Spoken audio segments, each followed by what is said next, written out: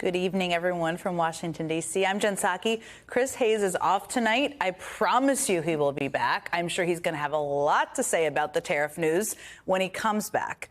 But in the meantime, we're going to talk a lot about it tonight because Donald Trump's tariffs are just over, the newest ones, I should say, are just over 24 hours old.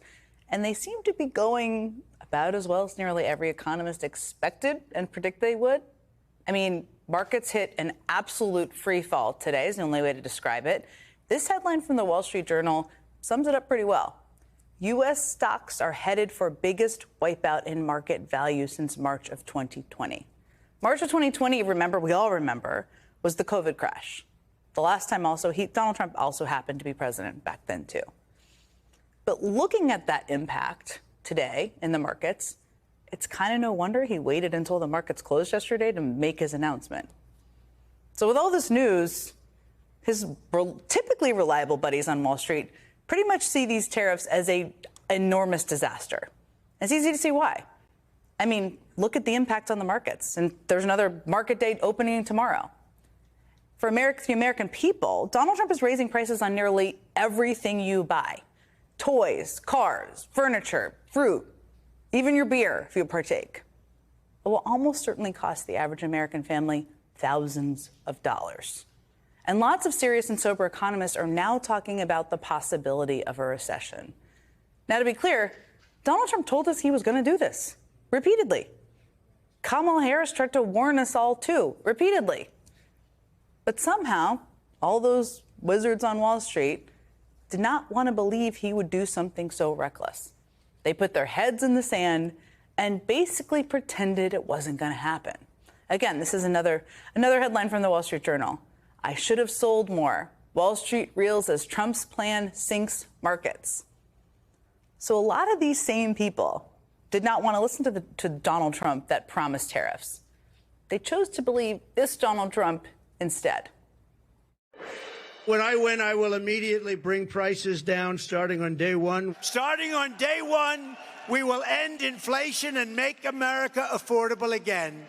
To bring down the prices of all goods. Starting the day I take the oath of office, I will rapidly drive prices down and we will make America affordable again. We're going to make it affordable again. And we're going to get the prices down. We have to get them down. It's too much. Groceries, cars, everything. We're going to get the prices down. A vote for Trump means your groceries will be cheaper. So many people mention, so many people mention groceries. That beautiful but simple word, groceries. Sir, my groceries.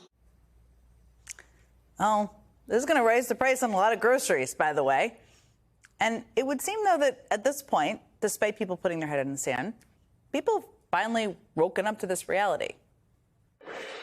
Stocks going out at the lows. The Dow falling more than 1,600 points, almost 1,700 points. The S&P and NASDAQ just finished their worst sessions since 2020. President Trump called yesterday's tariff announcement Liberation Day. Today's market reaction looks more like Liquidation Day. Big market sell-off this hour. It is ugly out there. Front and center this hour, Trump's tariff sell-off. Stocks, as you know by now, of course, deeply red after a much worse than expected outcome yesterday. So I think we got basically the worst of what you could have thought you were doing. Almost all the major markets are selling off right now on new tariffs and new fears of an American and maybe global recession. He's in shock. At these levels are completely beyond imagination. There is no way that the cost of these tariffs will not be passed along almost immediately. So this impact is all pretty counter to what he promised when he was running for president. I mean, to a lot of folks, it wasn't supposed to be like this. Donald Trump is the business guy. You know, his positions on women's rights, civil rights, the climate crisis, many others, they may have been abhorrent, but this guy's good for business. So that was enough, to some at least. He had all those rich tech guys on the dais at his inauguration, remember that? They all gave him money because he was going to make them rich. And a lot of other people gave him money on Wall Street, too. Now, even working class people who stand to lose the most bought into his lies. And now look what he's doing, just making it all up as he goes along. Those numbers that were on that grid. They don't mean anything. They came up with it because they were in a hurry to cobble something together. I started calling international trade economic experts, and nobody ever heard of this formula. Nobody has ever used this formula. So I'm sorry, but the conclusion seems to be the president kind of made this up as he went along. And I will say the traders who are passing this on to me are also saying, what a very well-known one, it's absurd and shows a kindergarten-level understanding of international trade. Right. A kindergarten-level understanding. Now, even the formula Trump's people are citing is BS. I will spare you the algebra lesson here, but the long and short of it is that they threw a couple of useless Greek letters in there and some math that cancels itself out just to make the whole thing look more complicated than it actually even is. I'm not kidding you here. So the entire fate of the global economy rests on the whims of one man. I mean, he's the president of the United States, leader of the free world, who, despite his reputation among some as a great business leader, does not seem to have any idea what he's actually doing. Jared Bernstein was the chair of the White House Council of Economic Advisors under President Biden. Bharat Ramamurthy served as deputy director of the National Economic Council, as well as an advisor for strategic economic communications in the Biden-Harris administration. This is going to give people a sense on when I was preparing for the briefing, the kind of people I got to talk to and ask questions, which is pretty amazing about what the actual impact is. So, Jared, let me start with you just on the broad picture here, because obviously the markets are panicking, but most people don't look at the markets, average people sitting at home, and think, okay, that's going to raise my costs immediately. What is the impact? How should people understand exactly how this is going to change things for the American people? And what's the timeline that we're really looking at here? Great questions and great to be with you. Well, first of all, it's not just costs of consumer goods, although that's really prominent, as you just featured, and I'll get into that a bit. I mean, now they're coming for your beer, and that's personal for a lot of us. And that's, by the way, the tax on aluminum cans. But for a lot of people, especially those at the edge of retirement, and I'm not talking about the top 1% who are clipping coupons, a down market actually hurts their retirement prospects. So that matters in that regard, too. In terms of the timeline, Jen, we actually already have a lot of firms raising prices. They're doing so in advance of these tariffs. And by the way, the tariffs go in very quickly, this week for some, early next week for others. So this is already underway. It's already pushing up prices. And by the way, it's also already lowering growth forecasts. That's called stagflation. It's a very difficult problem. It's one we haven't had from the 70s. And it is fully an own goal kick of this administration. They inherited a strong economy, but are they squandering that inheritance. So one of the factors, and we were just talking about this briefly before we came on the air, companies are looking at this, they're factoring in the impacts. The economy has been pretty good. It's been growing, it's been improving for several years now. What kind of impacts could this have on the workforce and employment? Yeah, I think it's going to have serious impacts. And obviously today's down market is one data point. But if you look at the data points that we've been accumulating now for the first 2 months of the Trump administration, they're all showing huge amounts of stress because of the Trump agenda. Mm-hmm. So you look at things like business investment.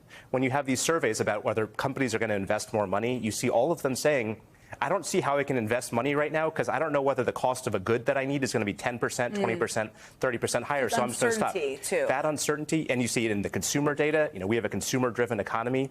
Retail spending data from February was way below expectations. You see consumers pulling back because they don't understand the impact of tariffs that the tariffs are going to have on them. Small business optimism, which went up when Trump was elected, is way down relative to then. So all of this is going to feed through to the jobs, to growth. If companies aren't investing, if consumers aren't spending, that means people aren't going to get hired. And that's why you see the recession odds going up so significantly.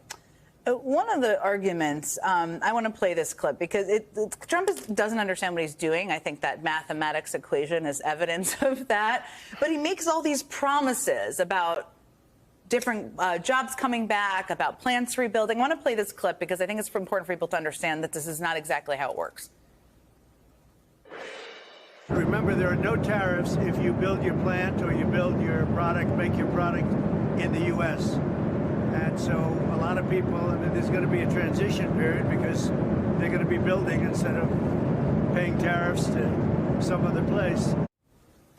So, Jared, I mean, I don't know. You can fact check the totality of that. But I mean, the facts are this. I mean, it takes millions or billions of dollars to build factories. It takes a great deal of time.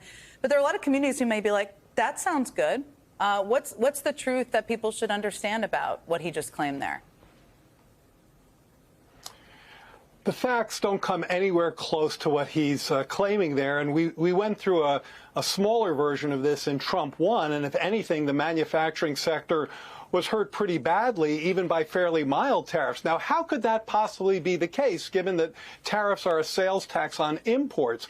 45% of our imports, close to half, are inputs into American manufacturing.